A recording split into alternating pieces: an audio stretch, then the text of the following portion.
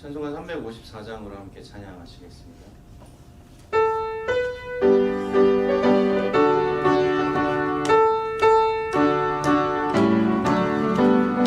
주를 악무하는 자 올라가 독수리 같이 모든 싸움 이기고 근심 걱정 모습이 올라가 독수리 같이 주 악무하는 자 주 악무하는 자 주 악무하는 자 늘 강건하리라. 주를 악무하는 자 걸어가 도닿지 않네. 길을 잃은 양들을 그를 찾아다니며 걸어가 도닿지 않네. 주 악무하는 자 주 악무하는 자 주 악무하는 자 늘 강건하리라. 주를 악무하는 자 달려가 비곤치 않네. 천성문을 향하여 멸류관을 얻도록 달려가 비곤치 않네. 주 악무하는 자 주 악무하는 자 주 악무하는 자 늘 강건하리라. 주를 악무하는 자 올라가 독수리 같이 님의 하늘을 누려 주의 영광 보리라. 올라가 독수리 같이 주 악무하는 자 주 악무하는 자 주 악무하는 자 늘 강건하리라. 620장으로 찬양드립니다.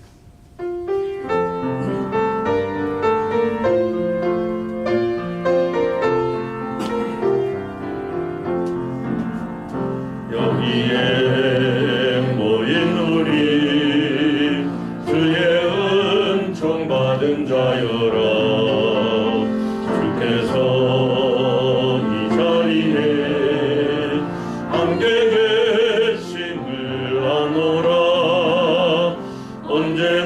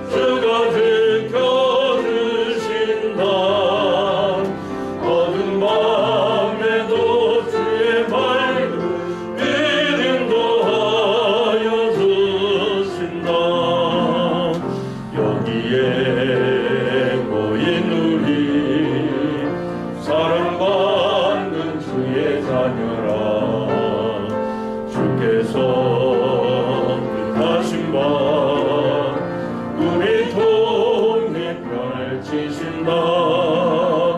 고통과 슬픔 중에 곧 주님 의지하오니 어려움 이겨내고 주님 더욱 찬양하라. 이 자리에서 일어나시고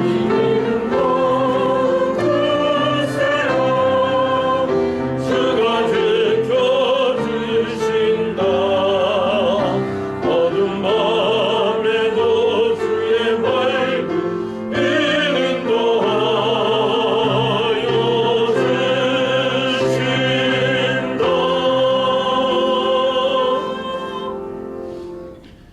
626장으로 인내 찬양 드립니다.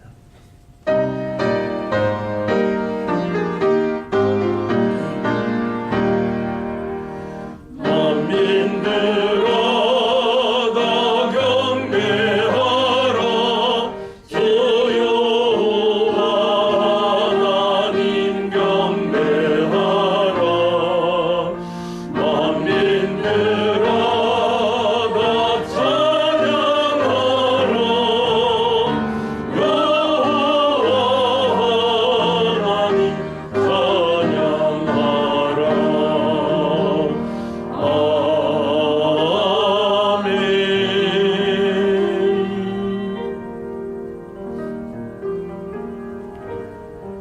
만군의 하나님이여 구하옵나니 돌아오소서. 하늘에서 그거 보시고 이 포도나무를 돌보소서. 주의 오른손으로 심으신 줄기여 주를 위하여 힘있게 하신 가지니이다. 그것이 불타고 배임을 당하며 주의 면책으로 말미암아 멸망하오니 주의 오른쪽에 있는 자 곧 주를 위하여 힘있게 하신 인자에게 주의 손을 얹으소서. 그리하시면 우리가 주에게서 물러가지 아니하오리니 우리를 소생하게 하소서. 우리가 주의 이름을 부르리이다. 만군의 하나님 여호와여 우리를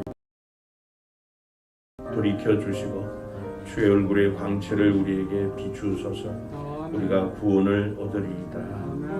하나님은 영이시니 예배하는 자가 영과 진리로 예배할지니라. 아멘. 거룩하고 존귀하신 하나님 아버지, 오늘도 하나님께 예배하도록 우리를 주의 전으로 불러주심을 감사합니다. 우리의 온몸과 마음과 정성을 다하여 하나님의 영광과 존귀하심을 높여 찬양합니다. 우리의 경배와 찬양을 받아 주옵시고 우리 회중 가운데 충만하게 임하여 주옵소서. 우리 아픈 마음 내려놓습니다. 우리의 고달픈 마음을 내려놓습니다. 우리의 불안하고 두렵고 우울한 마음을 내려놓습니다. 자비와 긍휼에 풍성하신 하나님, 우리를 돌보아 주옵소서. 저희를 긍휼히 여겨 주옵소서. 하나님의 위로와 평강과 소망과 힘을 덧입혀 주옵소서. 우리의 예배를 감동과 치유와 축복의 예배로 이끌어 주셔서 우리 모든 성도가 산 제물로 하나님 앞에 드려지는 거룩한 예배가 되게 해 주옵소서. 예배 가운데 임재하셔서 일하시는 하나님의 역사를 모든 예배자가 충만하고 풍성하게 경험하게 하실 뿐 아니라 또한 적극적 반응으로 화답하며 하나님께 영광 돌리게 하옵소서. 우리의 산 소망이신 주 예수 그리스도의 이름으로 기원합니다. 아멘. 찬송가 6장과 39장으로 영광 찬양 드립니다.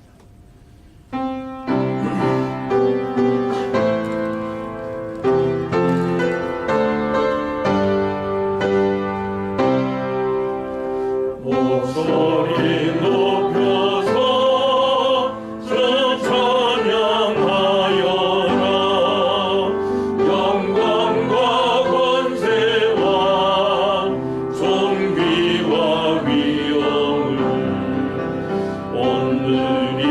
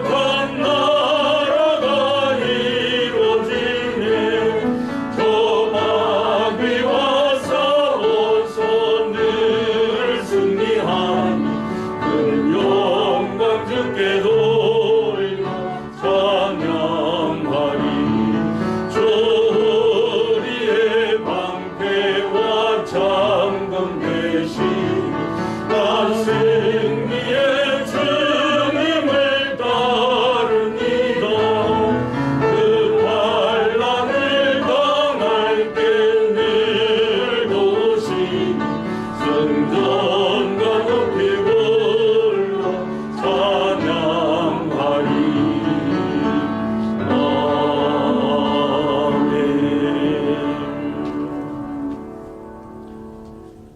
아멘. 성식교동문 3번을 같이 교도합니다.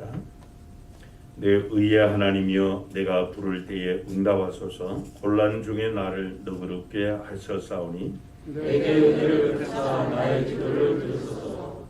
인생들아, 어느 때까지 나의 영광을 바꾸어 욕되게 하며 헛되기를 좋아하고 거짓을 구하려는가.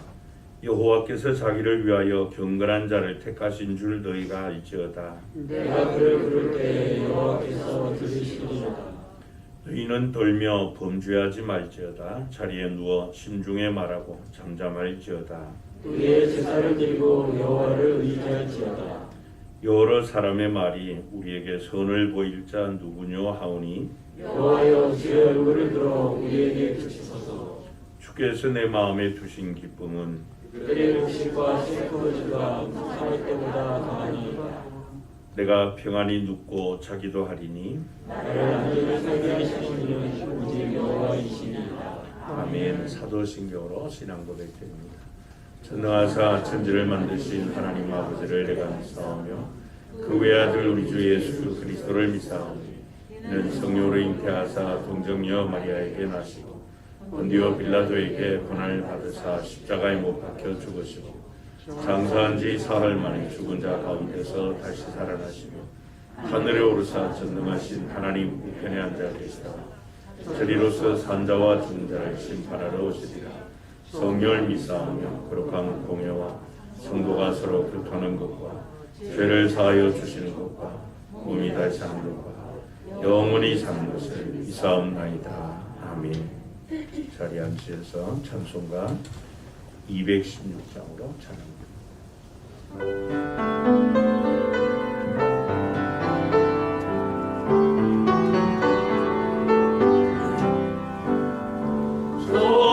성자의 귀한 몸 날 위하여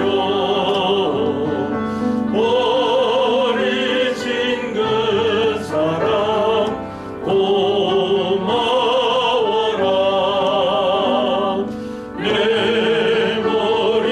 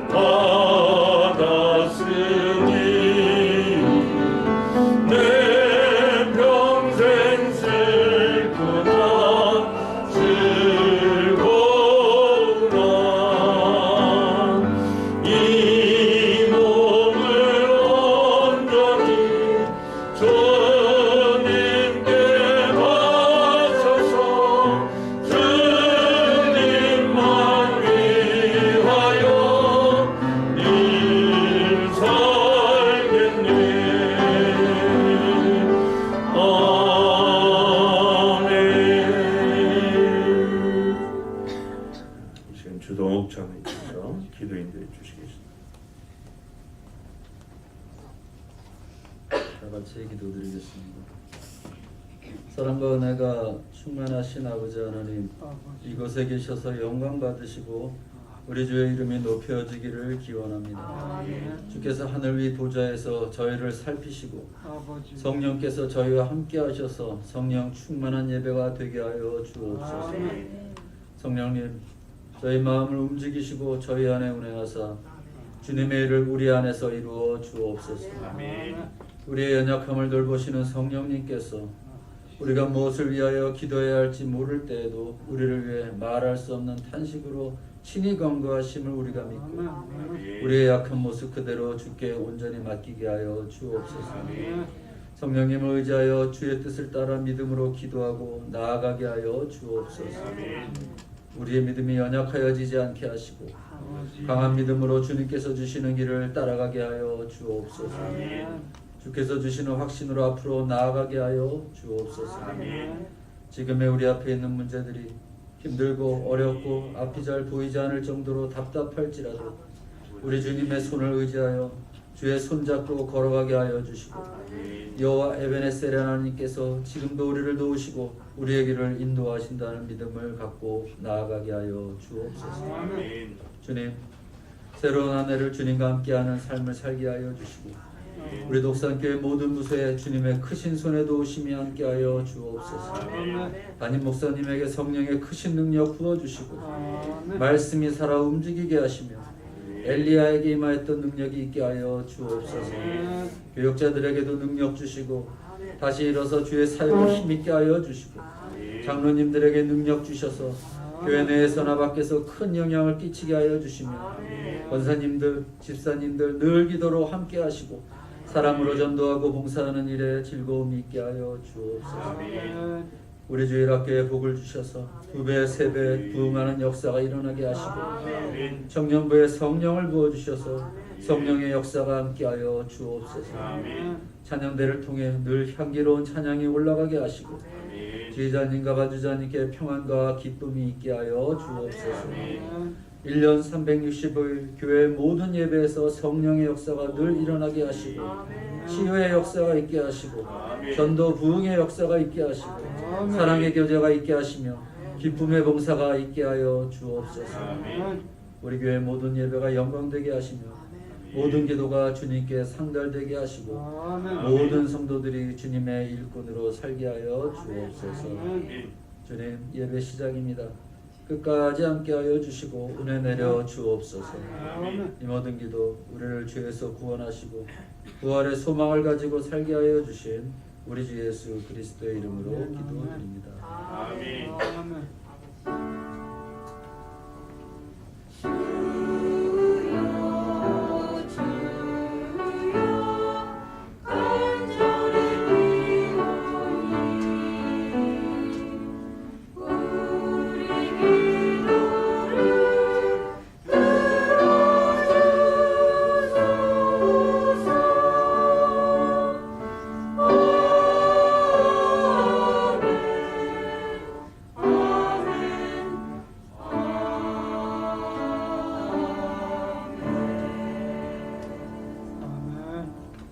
일어나셔서 찬송 1장 찬양하시며 봉헌하시겠습니다.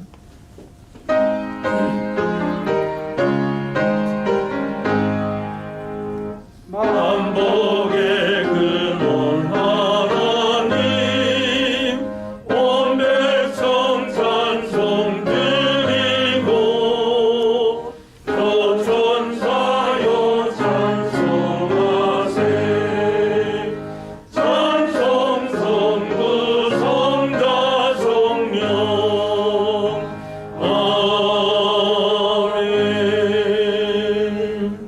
자리에 앉으셔서 봉헌기도 드립니다.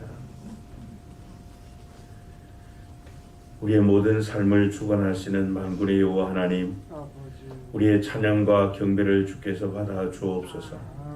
하나님은 신실하시고 자비로우셔서 울부짖는 자의 눈물을 씻겨주시고 애통하는 자의 상처를 싸매시며 절망하는 자의 탄식을 위로하시는 분이심을 믿습니다. 하나님의 부름을 받은 하나님의 자녀들이 여기 작은 정성을 모아 주 앞에 봉헌합니다. 구별하여 드리는 11주 예물과 주님처럼 교회를 사랑하여 드리는 비전시아 등금, 전도 기원금 감사 예물, 또 사연을 적어 드리는 소원의 예물들, 성경금과 건축헌금, 전도 주일헌금과 목자헌금, 또 강단을 아름답게 장식하고자 드리는 헌금, 다음 세대를 또 천국 일꾼으로 양육하고자 드리는 장학헌금, 이 모든 예물을 주께서 받으시고 우리의 믿음을 연락하여 주옵소서. 오늘 우리가 만난 환경이 힘이 들고 어렵다 할지라도 우리에게 찾아오셔서 풍랑을 잔잔하게 하시고 바다 위를 걸으신 주님, 우리 앞에 광풍과 노도를 밟아주시고 잔잔하게 하여 주실 줄 믿습니다. 우리의 믿음이 여기까지 이르지 못했다면 우리의 믿음을 더하여 주시고 더 큰 믿음을 허락하셔서 어떤 상황 가운데서도 하나님을 영화롭게 하는 그런 성도로 살게 해 주옵소서.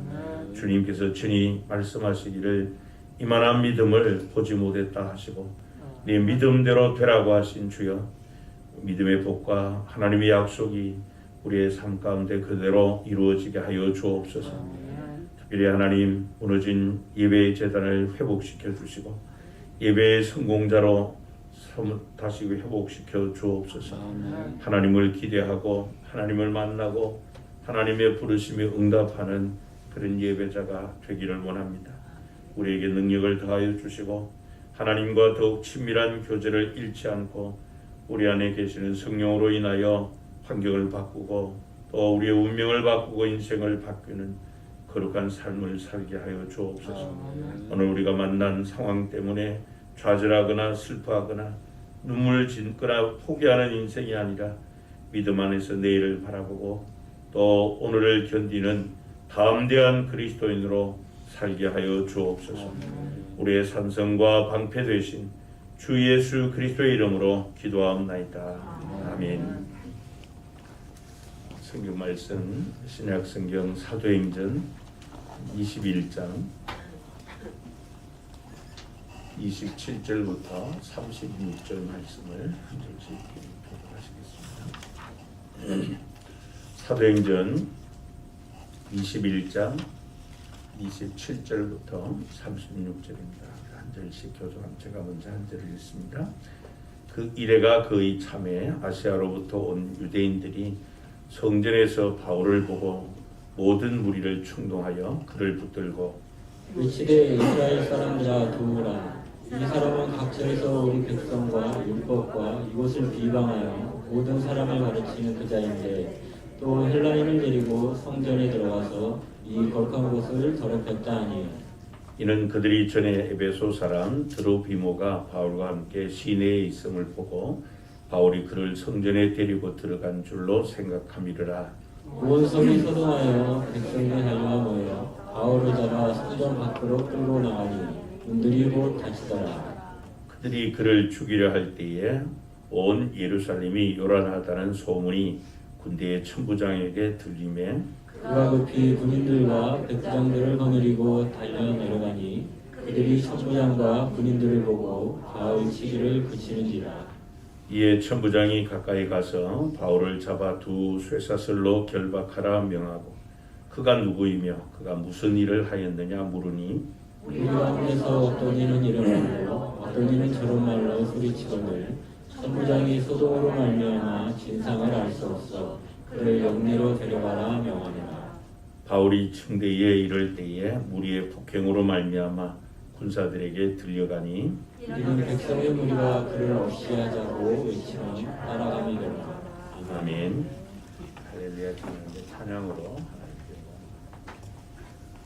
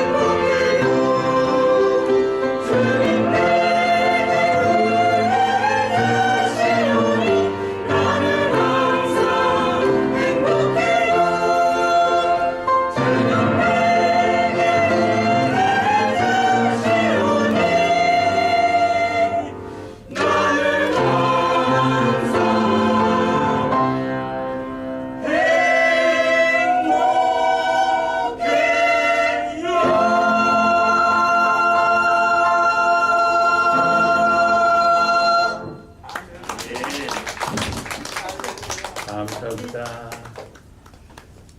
수고하셨습니다. 우리 잠시 기도드리시고 말씀 나누도록 하겠습니다. 너희를 향한 나의 생각을 내가 하나니 재앙이 아니요 평안이며 너희 미래와 희망을 주려 하는 것이라고 말씀하신 하나님 아버지, 우리를 향하신 하나님의 그 생각 때문에 늘 하나님을 갈망하며 하나님을 구하고 기대하게 하시니 감사합니다. 오늘도 하나님께서 구별하여 복 주신 귀한 날, 주 앞에 나와 우리 인생의 본분인 여호와를 경배하며 예배하게 하시니 감사합니다. 우리 할렐루야 찬양대에 찬양을 주께서 받으시고 또 이스라엘 찬양 가운데 거하시는 주께서 계시해 주신 말씀 통하여 우리의 심령을 새롭게 소생시켜 주시고, 특별히 이 한 해 우리 모든 성도가 또 신앙을 회복할 뿐 아니라 회복을 넘어 부흥의 주역들이 될 수 있도록 시간 말씀 가운데 기름 부어 주옵소서. 주 예수 그리스도의 이름으로 기도하옵나이다. 아멘. 우리가 지난해 주일 오전 예배 시간에 사도행전 말씀을 쭉 살펴보고 있다가 11월 달까지 살펴보고 12월에 성탄 축제 예배 때문에 잠시 중단을 했습니다. 그래서 새해 들어서는 첫 주는 신년 감사 주일이기 때문에 또 둘째 주일을 이렇게 건너서 오늘부터 또 다시 나머지 사도행전 말씀을 강의하도록 그렇게 하겠습니다. 오늘은 이 본문을 중심으로 하나님 중심으로 사는 성도라는 제목으로 말씀을 나누고자 합니다. 오늘 본문 배경은 이 살기가 등등한 사울이라는 청년이 대제사장들로부터 허가를 받고 다메섹으로 가서, 오늘날의 다마스커스죠. 이 다메섹으로 가서 예수 믿는 사람들을 잡아서 예루살렘으로 잡아오려고 가는 길에 부활하신 주님을 만나죠. 그래서 사울아 사울아 네가 어찌하여 나를 박해하느냐 하는 주님의 말씀을 듣고 강한 빛 때문에 그가 꼬꾸라져 있었습니다. 그래서 사람들의 손에 이끌려서 다메섹으로 가게 되었죠. 그때 주께서 사도행전 9장 15절 16절에 보면은 이 아나니아라고 하는 선자에게 이렇게 말씀을 하십니다. 주께서 이르시되 가라, 이 사람은 내 이름을 이방인과 임금들과 이스라엘 자손들에게 전하기 위하여 택한 나의 그릇이라. 그가 내 이름을 위하여 얼마나 고난을 받아야 할 것을 내가 그에게 보이리라. 그렇게 말씀을 주셨습니다. 예수님의 이 말씀처럼 사도 바울은 이후로 이방인의 사도로서 복음을 전하는 그 일생의 삶을 사는 동안에 바로 예수님의 이 말씀처럼 예수님을 위해서 참 많은 고난을 받는 고난의 길을 가게 되었는데, 그 가운데 오늘 하나가 바로 고난받는 그런 장면입니다. 그래서 이 바울의 삶은 항상 예수님의 이 말씀처럼 어디를 가든지 고난의 연속이었습니다. 그래서 그가 나중에 이 고린도후서 11장 23절부터 28절에 이렇게 고백을 합니다. 그들이 그리스도의 일꾼이냐 정신없는 말을 하거니와 나는 더욱 그러하도다. 내가 수고를 넘치도록 하고 옥에 갇히기도 더 많이 하고 왜 또 수없이 맞고 여러 번 죽을 뻔하였으니 유대인들에게 40에서 하나 감한 매를 5번 맞았으며 3번 태장으로 맞고 1번 돌로 맞고 3번 파선하고 일주야를 깊은 바다에서 지냈으며 여러 번 여행하면서 강의 위험과 강도의 위험과 동족의 위험과 이방인의 위험과 시내의 위험과 광야의 위험과 바다의 위험과 거짓 형제 중에 위험을 당하고 또 수고하며 애쓰고 여러 번 자지 못하고 줄이며 목마르고 여러 번 굶고 춥고 헐벗었노라. 이 외에 이런 고사하고 아직도 날마다 내 속에 눌리는 일이 있으니 그 모든 교회를 위하여 염려하는 것이라. 바울의 고백처럼 그는 예수님으로부터 부름을 받아 이 일을 당하는 그 순간까지 가는 곳곳마다 이렇게 많은 고난이 있었습니다. 그 수많은 고난이 있었음에도 그가 마지막에 뭐라고 고백을 합니까? 아직도 내 안에 나 자신을 짓누르는 거룩한 부담감이 있다. 그게 뭔가 하면은 모든 교회가 잘 세워지는 크기에 대한 거룩한 염려다. 이렇게 고백하고 있습니다. 그래서 그는 골로새서 1장 24절에 말씀하기를 나는 이제 너희를 위하여 받는 괴로움을 어떻게 한다고요? 기뻐하고. 그가 이 그리스도인들을 위하여 받는 괴로움을 기뻐하고 그리스도의 남은 고난을 그의 몸된 교회를 위해 내 육체에 채우노라. 그렇게 고백할 정도로 바울의 삶은 예수님의 말씀처럼 고난의 연속이었습니다. 여러분, 이것은 사도 바울만 그런 것이 아니고요. 오늘날도 마찬가지입니다. 주님의 복음을 전하고 주님의 교회를 세우는 것은 그야말로 고난의 길을 가는 것입니다. 여러분, 우리는 지난 이 3년 동안 이 코로나 팬데믹 기간을 지나면서 그동안 나의 신앙이 얼마나 하나님 앞에 부끄러운 모습의 신앙이었는가. 내가 하나님 앞에 하는 이 신앙 고백, 또 내가 가진 그 믿음, 이런 것들이 얼마나 거칠의 뿐이었는가. 진정성이 없는 이런 종교인 껍데기 신자가 바로 나였구나 하는 것을 실감나게 알게 되었습니다. 내 딴에는 그래도 신앙생활 좀 하는 줄로 알았는데 이 코로나 팬데믹을 3년 지나는 동안에 내가 그동안 껍데기 신자였구나. 말과 모양뿐인 신자였구나. 이 전염병 재앙에 그냥 여지없이 무너지고 말았구나 하는 것을 우리가 알게 됩니다. 이러한 우리의 모습을 보시고 하나님은 탄식하실 수밖에 없겠죠. 아직도 하나님 앞으로 돌아오지 않는 교회와 성도들이 통계에 의하면 30%가 넘는다고 하고 있어요. 이러한 상황은 여러분 마치 이스라엘 백성이 자신들의 정체성을 잃어버리고 그냥 껍데기만 우리는 선민이다. 우리는 하나님께로부터 택한 백성이고 하나님의 율법을 가진 언약 백성이다. 그러니까 하나님을 향한 정체성 신앙을 다 잃어버렸죠. 껍데기만 가지고 있었어요.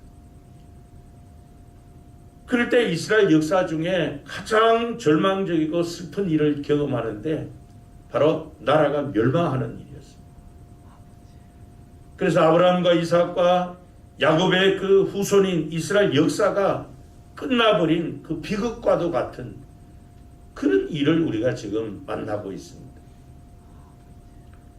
여러분, 이스라엘 나라가 멸망할 그 당시 하나님께서는 예레미야 선지자에게 임하셔서 말씀을 선포하도록 해주셨습니다. 바로 멸망에 가는 이스라엘 백성을 향해서 하나님이 주신 말씀의 핵심이 예레미야 9장 23절 24절입니다. 여호와께서 이와 같이 말씀하시되 지혜로운 자는 그의 지혜를 자랑하지 말라. 용사는 그의 용맹을 자랑하지 말라. 부자는 그의 부함을 자랑하지 말라. 자랑하는 자는 이것으로 자랑할지니 같이 읽습니다. 곧 명철하여 나를 아는 것과 나 여호와는 사랑과 정의와 공의를 땅에 행하는 자인 줄 깨닫는 것이라. 나는 이 일을 기뻐하노라. 여호와의 말씀이니라. 하나님께서 말씀을 하십니다. 인간이 자랑하는 부와 힘과 권력, 지식 이런 것들을 자랑하지 말아라. 우리 그리스도인들의 하나님 자녀들의 진정한 자랑거리는 하나님을 아는 것이다.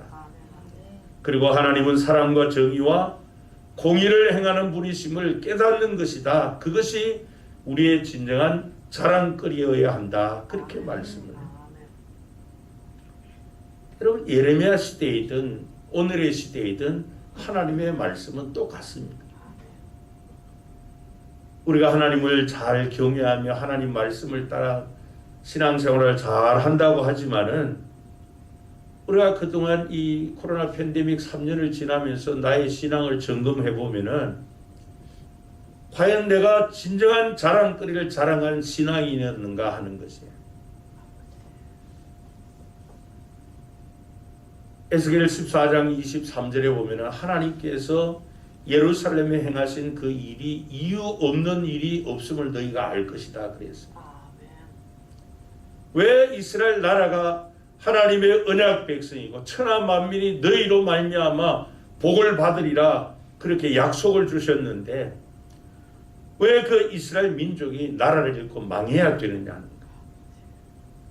그 일을 행하시는 하나님의 그 이유를 너희들이 알아야 될 것 아니냐. 그것을 모르기 때문에 너희들이 헛된 것들 붙들고 자랑하고 하기 때문에 망한다는 거예요. 여러분, 이 코로나 팬데믹이 우리 한국 교회와 성도들에게 미친 악영향이 엄청납니다. 우리 그리스도인들의 신앙 중심은 언제나 하나님이고 말씀이고 교회가 중심이 되어 있어야 되는데 사람 중심, 사람 먼저라고 하는 이런 논리가 성경적 세계관, 기독교 가치관 이런 것들을 다 잠식해 버렸어요. 그런 사이에 우리 그리스도인들은 하나님을 아는 지식이 사라졌어요. 왜 하나님께서 우리에게 이 같은 전염병의 재앙을 주셨는지, 왜 이런 상황을 만나게 하셨는지 하나님의 뜻을 알고자 하지 않았어요. 그러다 보니까 우리는 자연히 분별력을 잃어버렸습니다. 하나님께서 이스라엘 나라가 망해갈 때 이스라엘 백성이 어떻게 해야 될지, 이 코로나 전염병 재앙으로 말미암아 수많은 사람이 죽어가는 이 상황에서 우리가 어떻게 하나님 앞에 살아야 될지 하나님의 뜻을 알고자 하는 이 분별력을 다 잃어버렸죠. 그러다 보니까 아직도 약 30%가 넘는 성도들이 교회로 돌아오지 않고 있는 거예요. 이럴 때 여러분, 우리에게 더욱더 필요한 것이 하나님이 주신 말씀처럼 하나님을 아는 것이어야 합니다. 왜 하나님께서 이 같은 재앙을 우리에게 만나게 해주셨는지, 우리가 하나님의 뜻을 알고 깨달아야만 이런 코로나 후유증도 극복할 수 있고 고난도 이기고 세상도 이기고 악도 이길 수 있는 줄로 믿습니다. 이런 측면에서 오늘 본문에 나오는 고난을 많이 당하는 사도 바울이 우리에게 주는 그 교훈이 바로 이 코로나 팬데믹 기간을 지나는 오늘 우리 현대 그리스도인들에게 주시는 귀한 교훈의 말씀인 줄 압니다. 사도 바울은 오늘 우리가 당한 그 고난과 또 환난보다 더 큰 그런 고난의 연속인 그런 인생을 살면서도 넉넉하게 이길 수 있는 힘과 담대함이 있었습니다. 그것은 바로 사도 바울이 그 상황 가운데서 사람 문제가 아니고 하나님께 있었다는 사실을 알게 된 것입니다. 그래서 여러분, 마찬가지로 이 코로나 재앙 가운데서도 우리 그리스도인들은 하나님 중심으로 사는 성도가 되어야 할 줄로 믿습니다. 자, 그러면 구체적으로 이 하나님 중심으로 사는 그리스도인은 먼저 이 많은 무리를 따르는 것이 오히려 하나님을 뜻을 거역할 수 있다는 사실을 아는 거예요. 오늘 보면 27절 28절에 보면요, 그 이레가 거의 참에 아시아로부터 온 유대인들이 성전에서 바울을 보고 모든 무리를 충동하여 그를 붙들고 외치되 이스라엘 사람들아 도우라, 이 사람은 각처에서 우리 백성과 율법과 이곳을 비방하여 모든 사람을 가르치는 그 자인데 또 헬라인을 데리고 성전에 들어가서 이 거룩한 곳을 더럽혔다 하니 그랬어요. 소아세라부터 올라온 이 유대인들은 예루살렘의 성전에 모인 유대인들을 충동질해서 바울을 비난하고 바울을 해치려고 합니다. 여러분, 이 소아시아에서 올라온 이 유대인들의 말처럼 사도 바울은 이스라엘 백성이나 하나님의 율법이나 예루살렘 성전을 더럽히거나 비방한 적이 없습니다. 그런데도 그들은 바울을 모함하죠. 바울이 그렇게 했다고. 또 바울이 헬라인, 그러니까 이방인을 데리고 거룩한 성전에 올라가서 성전을 더럽힌 적이 없습니다. 그런데도 그렇게 충동질하는 사람들은 바울이 그렇게 했다고 이야기합니다. 그들의 이 같은 잘못된 생각, 잘못된 판단으로 인해서 사실이 아닌 것까지 다 거짓되고 또 악한 비난과 선동하는 이런 말로 무리를 부추겼습니다. 그랬더니 그 많은 사람이 사울을 붙잡고 결박하게 됩니다. 악한 짓을 하게 됩니다. 여러분, 참으로 무서운 게 뭔가 하면은 사람들의 말이에요. 그것도 한두 사람의 말이 아니라, 소수가 아니라 거기 앞에 20절에 보면요, 유대인 가운데 믿는 자 수만 명이라고 해요. 수만 명. 군중들의 말이죠. 그들이 바울을 해치려고 하는데 앞장서게 됩니다. 이런 이 바울에게만 있었던 것이 아니고요, 예수님의 공생의 사역 기간에도 마찬가지였습니다. 예수님이 십자가에 달리는 이런 재판을 받는 과정에도 보면은 이 군중들과 무리에 의한 이런 사건들이 있었죠. 마태복음 27장 20절부터 22절에 보면요, 대제사장들과 장로들이 무리를 권하여 유대 종교 지도자들이 많은 사람을 막 충동질했다는 겁니다. 어떻게 해요? 바라바를 달라하게 하고 예수를 죽이자 하게 하였더니 총독이 대답하여 이르되 둘 중에 누구를 너희에게 놓아주기를 원하느냐? 이르되 바라바로소이다. 빌라도가 이르되 그러면 그리스도라 하는 예수를 내가 어떻게 하랴? 그들이 다 이르되 십자가에 못 박아야 하겠나이다. 여기 나오는 빌라도는 유대의 총독이었습니다. 그런 이 무리의 충동 때문에 예수님을 십자가에 처형한 사람. 이 빌라도는 포악한 이 살인자로서 갈릴리 지역 사람들이 좀 반란의 조짐이 보이니까 그 갈릴리 사람들이 모여서 제사할 때 군사를 거느리고 가서 공격을 해서 그들을 다 몰살시킨 악한 자입니다. 그래서 예수님께서 이 회개하지 않는 자를 경고하실 때 바로 이 빌라도의 이름을 예로 사용하십니다.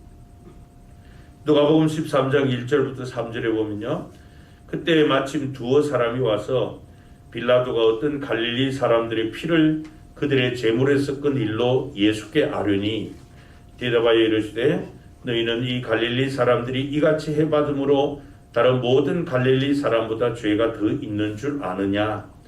너희에게 이르노니 아니라 너희도 만일 회개하지 아니하면 다 이와 같이 망하리라 그랬습니다.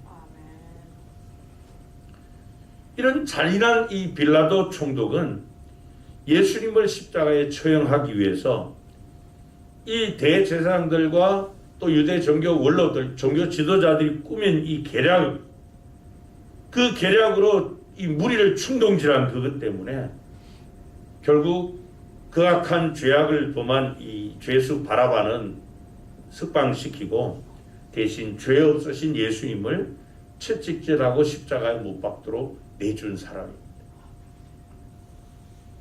그러니까 여러분, 예수님 시대나 바울의 또 사도들의 시대나 또 순교자 스데반이 죽음을 당하는, 그러니까 그리스도인들의 이 수많은 핍박과 박해와 죽음, 이런 것들은 대부분이 이 무리를 충동질해서 일어난 군중몰이의 결과로 나타난 현상들이 많습니다.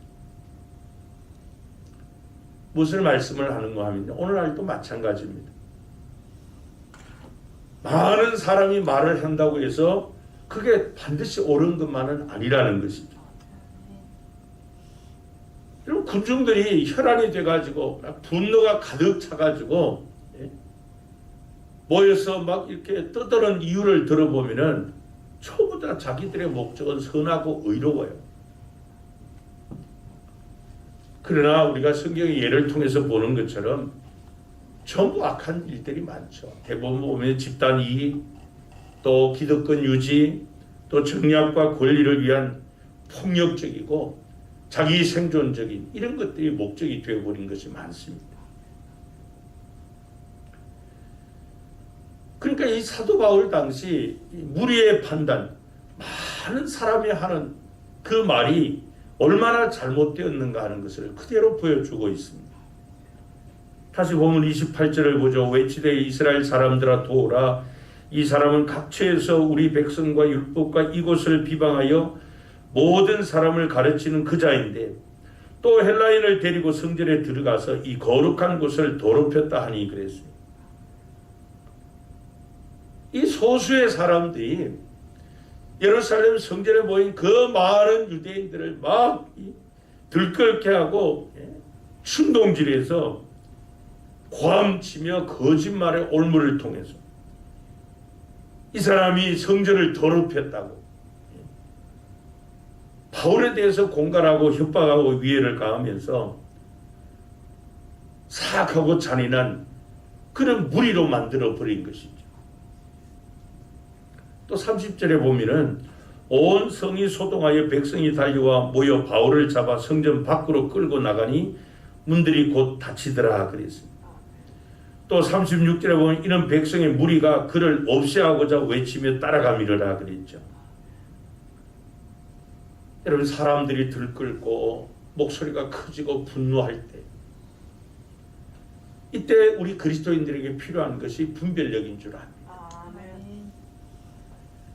대다수 무리와 군중이 모였다고 반드시 옳은 것이 아니라는 것. 전 국민이 다 모였다고 해서 바른 것이 아닙니다. 모든 국민이 선택했다고 진리가 아니라는 것. 오직 하나님만이 최종 구원자이시고 심판자이십니다. 그래서 어떤 상황 가운데서도 하나님의 말씀대로 성취됩니다. 역사의 수레바퀴는 하나님이 운행하시는 거예요.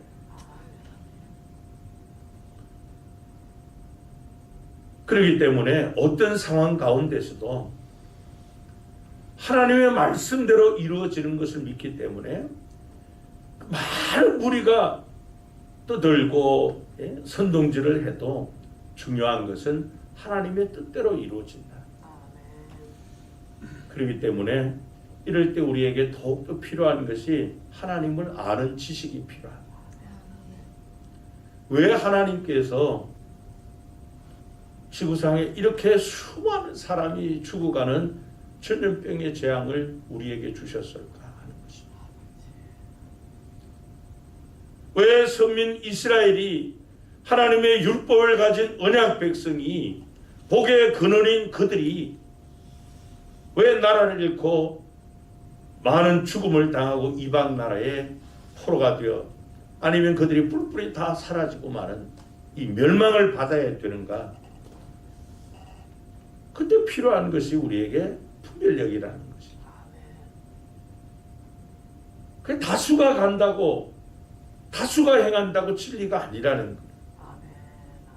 그래서 우리가 이럴 때 더 필요한 것이 하나님을 아는 지식이죠. 그래서 호세아 선지자는 나라가 멸망할 그 시점에 탄식하며 외친 말이 이 백성이 나를 아는 지식, 하나님을 아는 지식이 없으므로 망하는도다 그랬어요. 그래서 이럴 때 우리에게 필요한 것은 아는 사람이 여론몰이가 아니에요. 하나님의 뜻이 무엇인가? 하나님께서 이러한 상황에서 우리에게 바라시는 것이 무엇인가? 지각이 필요하고 분별력이 필요한 줄 압니다. 그게 하나님이 기뻐하시는 것이라는 거죠. 두 번째로 하나님 중심으로 사는 성도의 삶은 죽음의 위기와 같은 긴박한 상황이라도 모든 것이 끝이 아니다는 것. 아, 이거 여기가 끝이구나. 그것이 아님을 아는 삶을 사는 것. 보면 31절 32절을 봅니다. 그들이 그를 죽이려 할 때에 그는 바울을 말합니다. 그들은 이 충동질되어서 막 화가 잔뜩 난 유대인 무리를 말합니다. 온 예루살렘이 요란하다는 소문이 군대의 천부장에게 들림에 그가 급히 군인들과 백부장들을 거느리고 달려 내려가니 그들이 천부장과 군인들을 보고 바울치기를 그치니라 그랬습니다.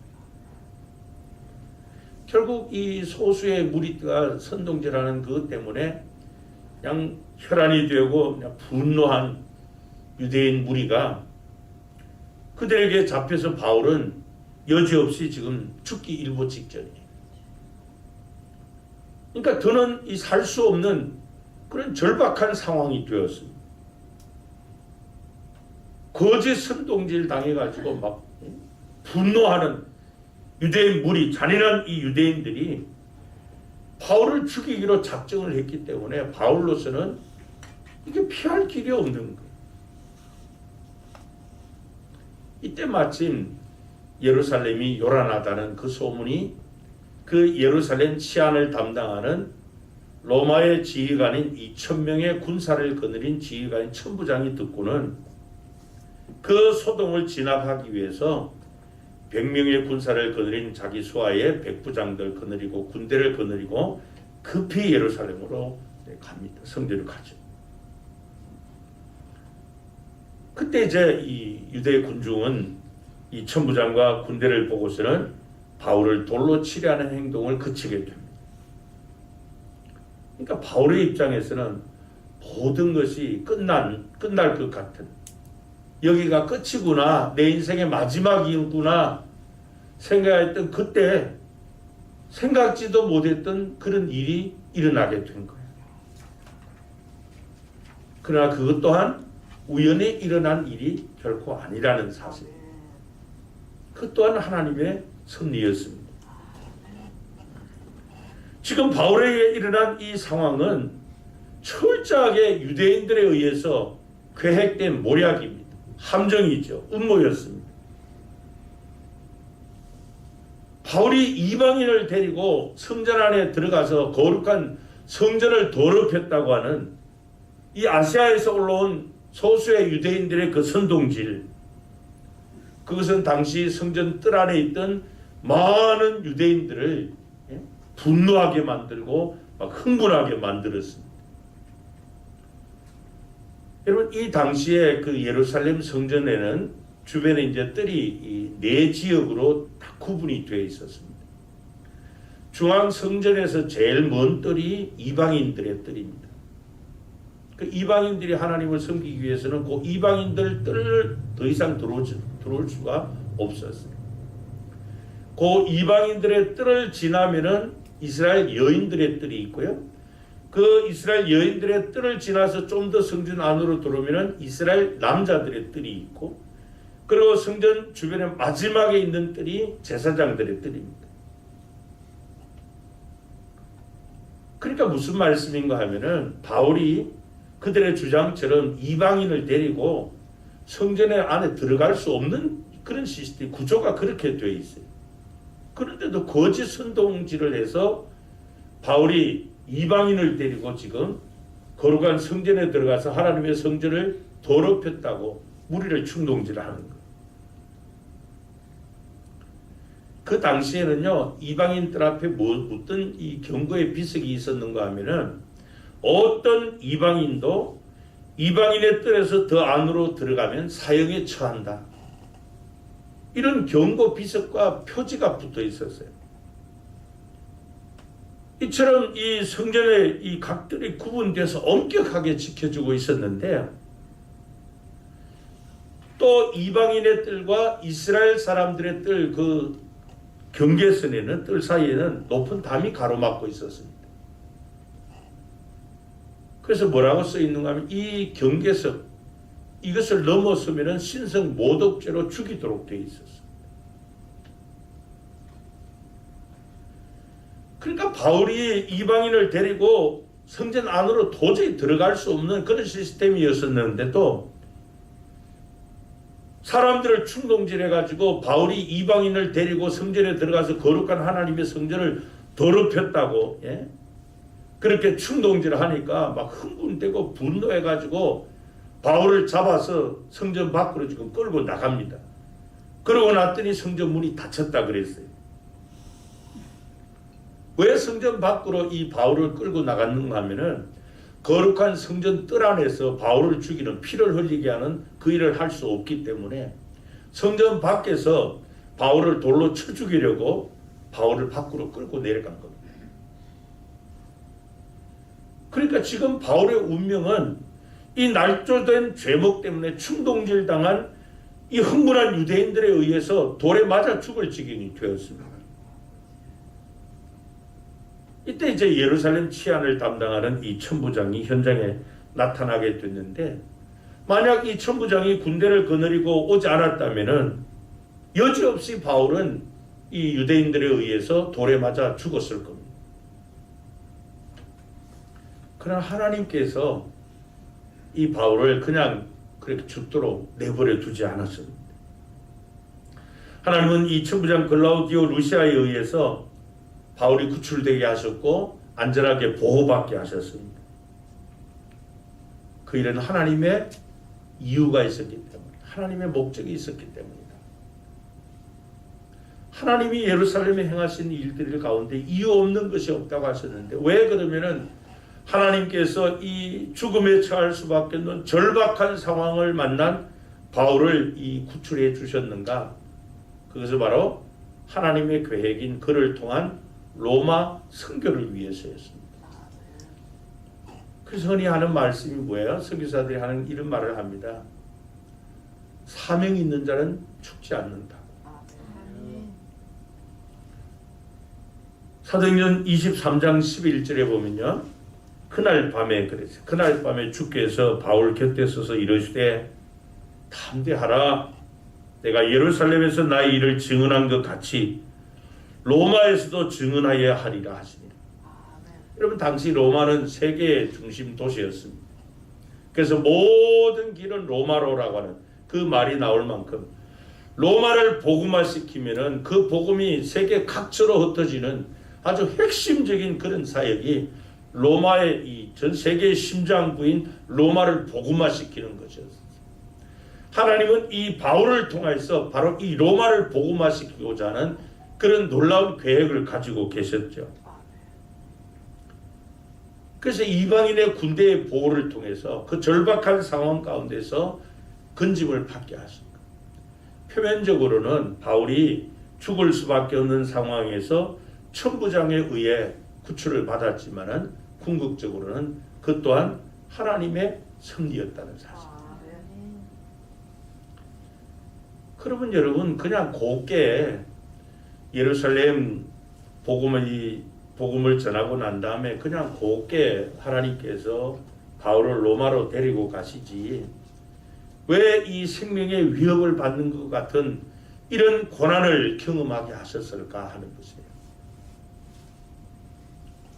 여러분, 지금까지 사도 바울이 자기 무슨 일 했습니까? 아니에요. 그는 다메섹에서 주님을 만난 이후로 일생을 이방인들에게 복음을 전하는 복음 전도자로 살았습니다. 그가 고백하는 것처럼 얼마나 많은 고난과 환난을 받으면서도 복음 전하는 일을 쉬지 않았는데, 왜 하나님은 그런 바울을 그냥 좀 순탄하게 로마로 입성하게 하시지, 왜 이 같은 고난, 죽음 위기에까지 몰아넣는 그런 경험을 하게 하셨을까? 우리가 이런 이 의문이 들 때가 얼마나 많아요, 여러분. 하나님, 내가 뭐 잘 살아가지고 내 배 채우려고만 합니까? 내가 하나님 나라 위해서 열심히 일하고 하나님 나라 건설을 위해서 잘하려고 하는데, 내가 신앙생활 잘하려고 하는데 왜 이런 일을 경험하게 하십니까? 우리가 신앙생활 하면서 이런 질문을 할 때가 많잖아요. 여러분, 왜 그렇게 했을까요? 이 사실을 사도 바울은 잘 알고 있었어요.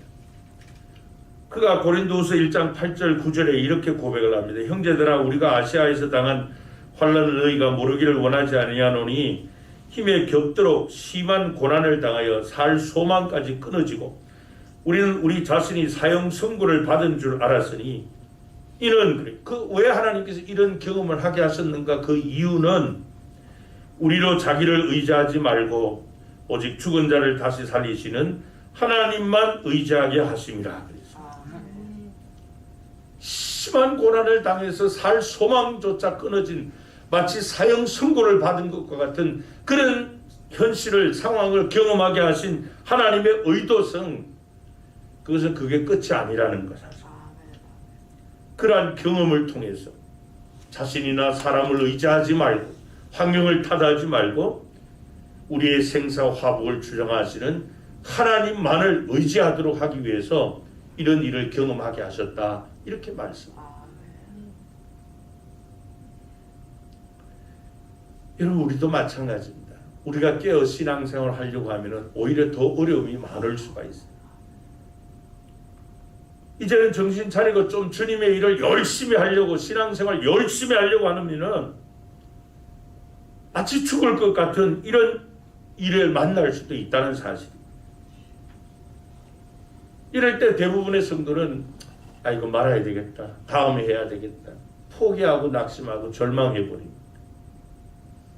그러나 이때도 필요한 것이, 왜 하나님께서 나에게 이런 일을 경험하게 하실까?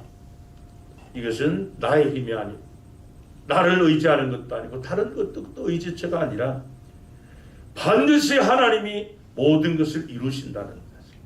그 전능하신 하나님이 나와 함께 하신다는 사실을 믿고 믿음으로 행하라. 그럴 때 하나님의 놀라운 역사가 우리와 함께 하실 줄로 믿습니다. 마지막 세 번째로, 하나님 중심으로 사는 성도는 모든 것이 불가능할처럼 보이는 그때도 오히려 전도의 가장 좋은 기회라는 사실을 아는 성도예요. 보면 뒤에 37절부터 마지막 40절 보면요, 바울을 데리고 영내로 들어가려 할 그때에 바울이 천부장에게 이르되 내가 당신에게 말할 수 있느냐? 이르되 내가 헬라 말을 아느냐? 그러면 내가 이전에 소요를 일으켜 자객 4,000명을 거느리고 광야로 가던 애굽인이 아니냐? 바울이 이르되 나는 유대인이라 소읍이 아닌 길리기아 다소시의 시민이니 청컨대 백성에게 말하기를 허락하라 하니 천부장이 허락하거늘 바울이 층대 위에 서서 백성에게 손짓하여 매우 조용히 한 후에 히브리 말로 말하니라 그랬습니다.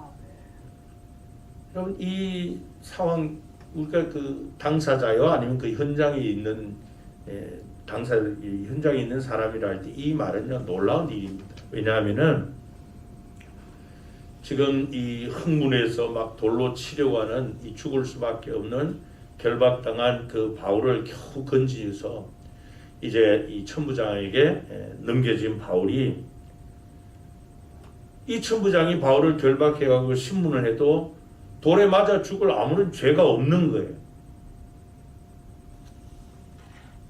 그래서 이 천부장은 이 흥분해서 막 돌로 쳐 죽이려고 하는 그 유대인들의 손에서 안전하게 이 바울을 보호하고자 여기 영문 안으로 이렇게 데려가도록 군사들에게 명합니다.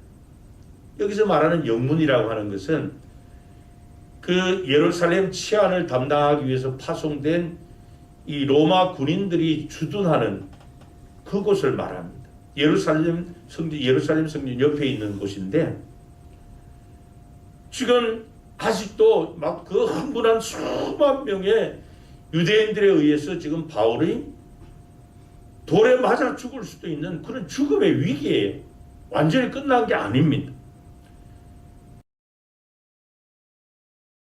이런 급박한 처지에서 바울이 천부장에게 하는 말이, 내가 저 유대인들에게 말할 수 있는 기회를 좀 달라는 거예요. 저들에게 내가 복음을 전할 수 있는 기회를 좀 달라. 도저히 믿기지 않는 그런 상황 아닙니까? 아니 지금 자기가 지금 돌에 맞아 죽을 처지에서 겨우 건짐을 받았는데 막 흥분해가지고 자기를 결박해가지고 때리고 돌로 치려고 하는 그들에게 복음을 전할 수 있는 기회를 달라고 얘기하는 거야. 그래서 이 천부장이 히브리 말을 쓰는 사람이 아니고 헬라 말을 쓰는 사람이기 때문에 바울이 헬라 말로 정중하게 부탁을 합니다. 그랬더니 이 천부장이 뜻밖의 바울이 히브리 말이 아니라 헬라 말로 자기에게 부탁을 하니까 신사적으로 대화를 허락해 줍니다. 그러니까 하나님께서 이때 또 쓰시려고 바울을 로마와 헬라의 문화권에서 교육받고 준비하도록 다 그렇게 준비를 시켜 놓으신 거예요. 그때 하나님께서 그 이때 쓰시려고. 그러니까 지금 바울은 이렇게 결박당해 가지고요, 로마 군인들이 주둔하는 영내로 지금 끌려가고 있는 거예요. 끌려가고 있으면서도 참 얼마나 최강의 비참해요. 그런데도 비굴한 태도를 보이지 않고 정정당당하게 헬라말로 천부장에게 정중하게 부탁을 하는 거예요. 그래서 이 천부장이 바울의 요구를 들어주면서 저 성난 유대인 무리를 향해서 변론할 수 있는 기회를 제공해 줍니다. 근데 여러분, 바울이 그 같은 상황 가운데서도 담대할 수 있었던 것, 그들에게 주님의 복음을 전하려고 하는 그 열정은 바로 이 복음에 대한 확신 때문에, 복음의 능력을 그가 알지 못했다면은 자기 생명 지키고자 급급했을 테인데 자기 목숨 돌아보지 않고 자기를 죽이려고 하는 그 무리를 향해서 복음을 전하겠다는 거예요. 그래서 바울은 자신이 복음 때문에 죄인 취급받는 것을 부끄러워하지 않았어요. 그가 로마서 1장 16절에서 고백하는 것처럼 나는 이 복음을 부끄러워하지 않는다고 말했습니다. 왜냐하면 이 복음은 모든 믿는 자에게 구원을 주시는 하나님의 능력이기 때문에 나는 복음을 절대 부끄러워하지 않는다는 겁니다. 그래서 바울이 지금 돌에 많이 맞기도 하고 폭행을 당하고 결박당해가지고 죽음의 위협 가운데서도 그들에게 복음을 전하기 위해서, 전도하기 위해서 이 천부장에게 당당하게 말할 수 있는 것, 그게 바로 복음의 위력이고 복음의 능력입니다. 복음을 품고 있는 자의 힘이에요. 무엇을 말하는가 하면요, 하나님이 기뻐하시는 이 복음을 전하는 일은 복음은 좋은 환경에서만 전하는 것이 아니라는 겁니다. 우리가 이 복음서 지나서 이제 사도행전서부터 이 서신서에 쭉 보면 하나님의 복음은 언제나 고난 가운데서 복음이 전파됩니다. 그래서 바울이 믿음의 아들 디모데에게 디모데후서 4장 2절에 이렇게 진술을 합니다. 너는 말씀을 전파하라. 때를 얻든지 못 얻든지 항상 힘쓰라. 그러니까 이 복음을 전한 전도는 좋은 환경에서만 전하는 것이 아니라는 거예요. 이 절체절명의 위기 가운데서도 복음을 전하는 거예요. 그러니까 전도는 전천후라는 겁니다. 전천후. 근데 우리는 이 코로나 팬데믹 때문에 전도를 다 멈춰버렸거든요. 우리가 생각할 때 불가능하다고 생각했기 때문에 하나님은 오히려 그때가 전도의 기회라고 우리에게 말씀을 하십니다. 여러분 37절 그 앞부분 보세요. 지금 바울이 처한 상황이 뭐라고 표현합니까? 바울을 데리고 영내로 들어가려 할 그때의 것. 자기를 죽이려고 하는 그 무리로부터 안전하게 자기를 지켜주려고 로마 군인들이 거주하는 그 영내로 데리고 가는 그 긴박한 순간에 바울은 그 순간을 놓치지 않고 내가 이때 이들에게 복음을 전하지 않으면 또 언제 전할 수 있을까? 저들이 언제 하나님의 복음을 들을 기회가 있을까? 그래서 천부장에게 정중하게 전도할 기회를 요청한 거예요. 여러분 우리에게도 이 같은 믿음이 회복되기를 축복합니다. 그래서 우리는 하나님 앞에 기도해야 돼. 하나님, 이 복음 전파는 전천후인 것을 우리가 알게 하옵소서. 때를 얻든지 못 얻든지. 골로새서 4장 3절에 보면 사도 바울이 이 골로새 교회 성도들에게 정중하게 부탁하는 것이 있습니다. 또한 우리를 위하여 기도하되 하나님이 전도할 문을 우리에게 열어주사 그리스도의 비밀을 말하게 하시기를 구하라. 내가 이 일 때문에 매임을 당하였노라. 여러분 전도하다가 지금 매임을 당했다고 하는데 우리 같으면 다시는 전도하기 싫을 텐데 바울은 내가 그 전도하다가 매임을 지금 당해서 투옥돼 있지만은 앞으로도 나를 위해서 전도할 문을 열어달라고 하나님 앞에 기도 좀 해달라. 그렇게 정중하게 부탁하고 있습니다. 여러분, 이 코로나 팬데믹을 보내면서 우리에게 필요한 것이 하나님의 뜻을 아는 것입니다. 왜 하나님께서 이러한 경험을 우리에게 하실까? 이때 우리는 어떻게 해야만 하나님을 기쁘시게 하는 그런 성도의 삶을 살 수 있을까 하는 것입니다. 대다수의 사람이 가는 그 길을 나도 편성해서 그냥 흘러갈까? 아니라는 것이죠. 그것이 때로는 하나님의 뜻을 거역할 수도 있다는 것. 절체절명의 이 절박한 상황 가운데서도 끝이 아니라는 사실. 그런 상황 가운데서도 하나님 기뻐하시는 하나님의 뜻을 이루고자 할 때 하나님은 반드시 우리와 함께 하시고 하나님의 크신 역사를 우리에게 허락해 주실 줄로 믿습니다. 그래서 하나님 가장 기뻐하시는 이 영혼 구원을 위해서라도 전심전력할 수 있기를 간절히 소원합니다. 기도하시겠습니다. 하나님 아버지, 하나님께서 에스겔 선지자를 통하여 말씀해 주셨습니다. 내가 예루살렘에 행한 그 어떠한 일도 이유 없이 행한 일이 없음을 너희가 알 것이라고. 너희는 세상 것들로 자랑하지 말고 하나님을 아는 것과 하나님의 뜻을 깨닫는 것을 자랑으로 삼으라고 말씀을 해 주셨습니다.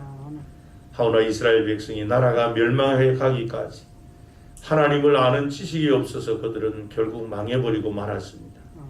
하나님, 이 지구상에 그토록 귀한 생명이 수없이 많이 죽음을 당한 이 전염병의 재앙을 왜 하나님께서 우리에게 허락해 주셨는지, 이때 우리가 더욱 하나님께 집중력을 갖게 하시고 하나님을 더 알고 하나님의 뜻을 깊이 깨닫는 그런 믿음의 삶을 살게 해 주옵소서. 그래서 하나님을 중심한 그런 그리스도인으로서 많은 사람이 그냥 따라 지나가는 그런 길을 흘러가거나 안주해서 편성해서 가는 것이 아니라 그 가운데서도 하나님의 뜻을 찾게 하시고 하나님의 뜻을 구하게 하여 주옵소서. 모든 것이 끝인 것처럼 생각되는 그때에 포기하거나 낙심하지 않게 하시고 그 가운데서도 분별력을 갖고 하나님의 뜻을 찾게 하옵소서. 그런 상황을 왜 하나님께서 우리에게 만나게 하셨는지, 어디에 쓰시려고 이런 일을 경험하게 하시는지 하나님의 뜻을 잘 분별하여서 어떤 상황 가운데서도 하나님을 기쁘시게 하는 하나님 중심의 삶을 사는 우리 모든 성도가 되게 해 주옵소서. 주 예수 그리스도의 이름으로 기도합나이다. 아멘. 찬송가 497장으로 찬양드립니다.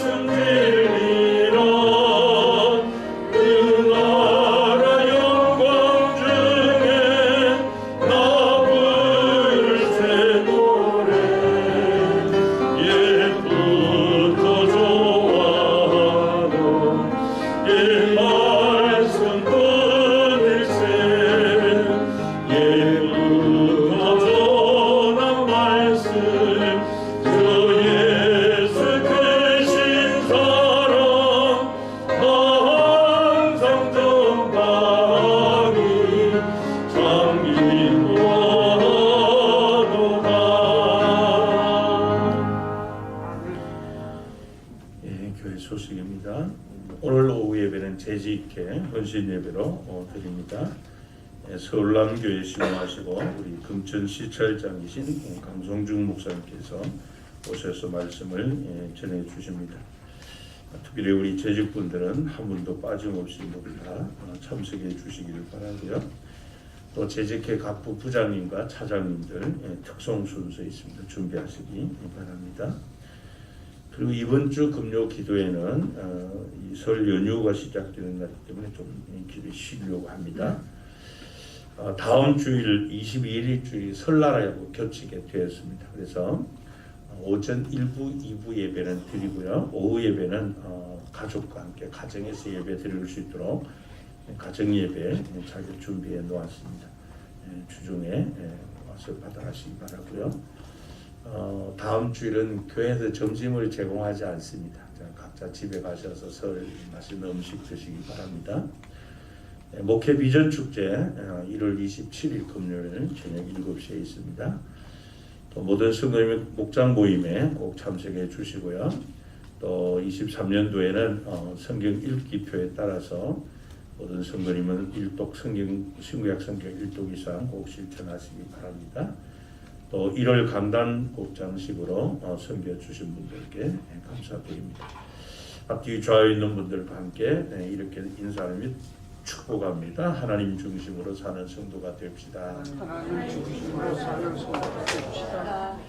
하나님 중심으로 사는 성도가 됩시다. 다 같이 일어나셔서 이렇게 사명스러운 크게 한번 외치고 파송 찬송 360장 1절을 힘차게 부릅니다. 우리는 시작. 우리는 함께 정으로 예배하고 사랑으로 교사하고 믿음으로 전도하고 열심으로 훈련하고 기쁨으로 사역한다. 아멘.